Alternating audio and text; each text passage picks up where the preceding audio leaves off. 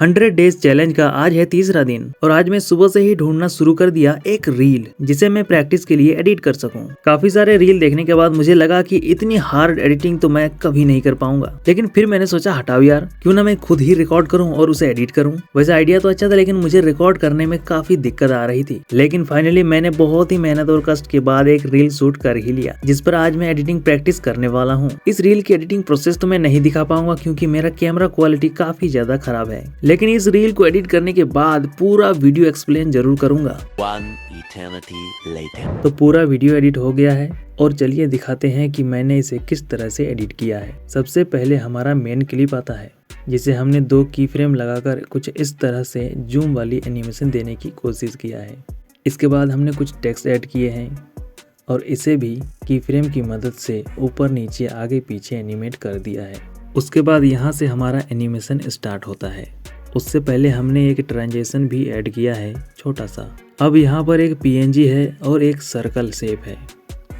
PNG को 2 की frame लगाकर एनिमेट किया हूँ और इस सर्कल को भी एनिमेट किया हूँ। इसके साइज पर 2 की फ्रेम डालकर एनिमेट कर दिया हूँ। और हाँ, इसमें बाउंस वाला इफेक्ट देने के लिए मैंने इन दोनों की फ्रेम्स के बीच में कुछ इस तरह का ग्राफ यूज़ किया है। अब आगे बढ़ते हैं और आगे मैं इसी सर्कल को कॉपी पेस्ट किया हूँ। बस पीएनजी को वीडियो के हिसाब से चेंज कर दिया हूँ। यहाँ पर ये ऊपर की तरफ मूव इसलिए कर रहा है क्योंकि हमने इन सारे लेयर्स को एक नल लेयर के साथ जोड़ दिया है और इस नल लेयर में की फ्रेम लगाकर सारे पीएनजी और शेप को मूव किया है। इसका फाइनल रिजल्ट हम लास्ट में देखेंगे। अब इसके बाद फिर से मेन क्लिप को रखा है। उसके बाद यहाँ पर हमने थोड़ा सा अलग ट्राई किया है। यहाँ पर 2 शेप हैं जो घूम रहे हैं और एक मूवी क्लिप यूज किया है और इसके साथ टेक्स्ट भी है जो एनिमेट हो रहे हैं। तो इसे भी बनाना बहुत आसान है। सबसे पहले इस शेप को ऐड करो। उसके बाद इस मूव एंड ट्रांसफॉर्म में जाकर ये जो रोटेट वाला ऑप्शन है इस पर क्लिक कर दो।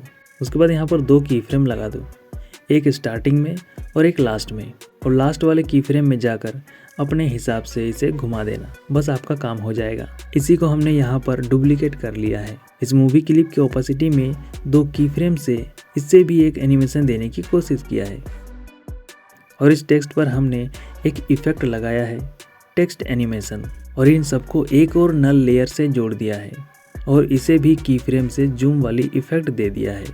दोनों की फ्रेम के बीच हमने इस तरह का ग्राफ यूज किया है। अब आगे फिर से मेन क्लिप है। इसके बाद हमने पिछले वाले शेप के एनिमेशन को ही कॉपी पेस्ट कर लिया है। यहाँ पर भी एक मूवी क्लिप है और टेक्स्ट है, पिछले वाले एनिमेशन के जैसा ही, बिल्कुल सेम टू सेम। अब आगे फिर से मेन क्लिप और उसके बाद फिर से सेम एनिमेशन। बस मूवी क्लिप को और टेक्स्ट को चेंज कर दिया हूँ। अब यहाँ पर एक पीएनजी है और वही सर्कल शेप है जिसे हमने स्टार्टिंग में यूज किया था। यहाँ पर सभी चीज़ों को एक साथ मूव करने के लिए फिर से हमने नल लेयर का यूज़ किया है। नल लेयर की एक खास बात यह होती है कि इससे जिस भी लेयर को जोड़ देंगे, अगर हम नल लेयर को मूव करेंगे तो उसके साथ सभी लेयर्स मूव होती रहेगी।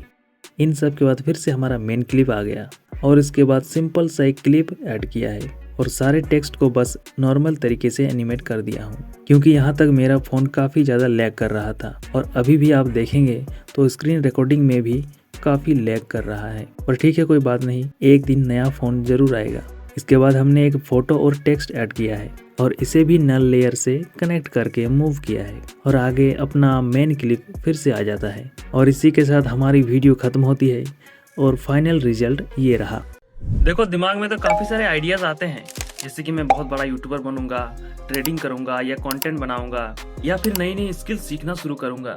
लेकिन जब बात एक्शन लेने की आती है तो हमें आलस आने लगता है। फिर हम बोलते हैं कि कल से स्टार्ट करेंगे, परसों से स्टार्ट करेंगे, और हम उस चीज को टालते रहते हैं। नतीजा ये होता है कि हम उस चीज को कभी स्टार्ट ही नहीं कर पाते हैं। ऐसा आपके साथ भी जरूर होता होगा। इस चीज का मुझे एक सिंपल सा सोल्यूशन मिला है। अगर हम किसी भी काम को सिर्फ 5 मिनट के लिए करें तो ये 5 मिनट इतना छोटा होता है कि आपका दिमाग मना नहीं कर पाता है और धीरे धीरे हमें उस काम में मन लगने लगता है और वो काम हमें अच्छा भी लगने लगता है। इस प्रॉब्लम से मैं भी गुजर रहा हूँ और खुद को रीस्टार्ट करने के लिए मैंने फिर से कंटेंट क्रिएशन शुरू कर दिया है ताकि मेरे अंदर थोड़ी बहुत कॉन्फिडेंस आ सके। बस कमेंट में गाली मत देना, कल फिर से मैं एक और वीडियो बनाने की कोशिश करूंगा।